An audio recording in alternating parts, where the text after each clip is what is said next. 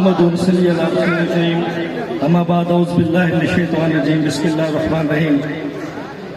آج آپ کے علاقے میں پہلی دفعہ اس عظیم دینی درسگاہ کے اندر حضرت مولانا رحمت الرحمان صاحب اور برادر مولانا جواد صاحب کے حکم پر یہاں حاضر ہوئے ہیں۔ میرا اس گھر کے ساتھ، اس خاندان کے ساتھ ایک ادب کا، احترام کا رشتہ ہے، اور الحمدللہ پیر طریقت، رہبر شریعت، استاد العلماء، شیخ الحدیث حضرت مفتی حبیب الرحمان درخواست سے تشریف فرما ہے، جن کی ہمیشہ میرے ساتھ سرپرستی رہی ہے۔ ہر دور میں درخواستی خاندان نے جتنے بھی دینی مذہبی جماعتیں ہیں، جتنے بھی دین کے شعبے ہیں، جس نے بھی عقیدہ توحید، عقیدہ ختم نبوت، دفاع صحابہ کے عنوان پہ آواز بلند کی، ان کے دروازے ہمیشہ ان کے لیے کھلے رہے۔ میں آپ سے مختصر دو تین باتیں کہہ کے اجازت چاہوں گا۔ حضرت مولانا حق نواز صاحب نے بڑے خوبصورت انداز میں اپنی جماعت کا موقف، نظریہ آپ کے سامنے بیان کیا، اپنا عقیدہ، اپنے قابلین کا عقیدہ بیان کر دیا۔ میں صرف اتنی بات کہوں گا، میرے علم میں آیا کہ کل یہاں پر کچھ دوست سوالات کرتے رہے صحابہ کے بارے میں۔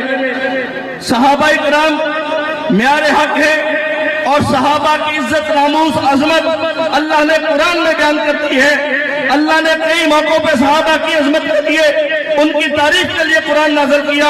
اللہ نے صحابہ کرام کے لیے اپنے قوانین میں تبدیلی کی۔ اگر آج 1500 سال کے بعد کوئی وقت صحابہ کے بارے میں سوال کرے، ان کے ایمان کے بارے میں سوال کرے، آپ ان سے یہ سوال کرو کہ پہلے اپنا ڈی این اے ٹیسٹ کرا، پہلے اپنا ڈی این اے ٹیسٹ کرا، کیونکہ صحابہ اور اہل بیت کے لیے، صحابہ اور اہل بیت کی عزت ناموس کے لیے یہ ضروری ہے کہ باپ ایک ہو، ماں ایک ہو۔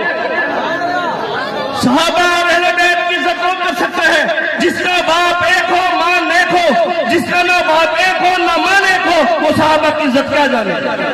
اس لیے جو صحابہ پہ سوال کرے، اس کے پہلے ڈی این اے ٹیسٹ پہ سوال کرو، پہلے ڈی این اے ٹیسٹ کروا، حلال نہیں ہے تو گل کر، ٹھیک ہے۔ اگلی بات میں اپنی وزیر اعلیٰ پنجاب سے کہتا ہوں، مریم بی بی، آپ نے قانون پاس کیا کہ اگر کوئی مرد بیوی کو گھورے تو پرچہ اور جیل۔ کوئی مرد اپنی بیوی کو گھورے تو پرچہ ہوگا، جیل میں جائے گا۔ بی بی، میں آپ سے پوچھتا ہوں، اپنی بیوی کو گھورے تو جیل میں جائے، تو میرے رسول اللہ صلی اللہ علیہ وسلم کی بیویوں پہ بھونکے، ان کو کھلی چھٹی کیوں؟ سوال ہے میرا، ان کو کھلی چھٹی کیوں؟ ان لڑکیوں کو جیل میں ڈالو اور ان کے جنازے جیل سے نکلنے چاہیے۔ اس کی تائید کرتے ہو؟ ایسا ہونا چاہیے۔ اور میں آخری بات کر کے جانا چاہوں گا، پاکستان کے اوپر ہندوستان نے حملہ کیا اور ہماری فوج نے منہ توڑ جواب دیا۔ جب ہماری فوج نے ہندوستان کو منہ توڑ جواب دیا، ہم نے پورے پاکستان میں جلوس نکالے، ریلیاں نکالی۔ ہم نے رحیم یارفا خانپور میں بھی حضرت کی قیادت میں، ان کی سرپرستی میں بہت بڑے ہم نے جلوس نکالے۔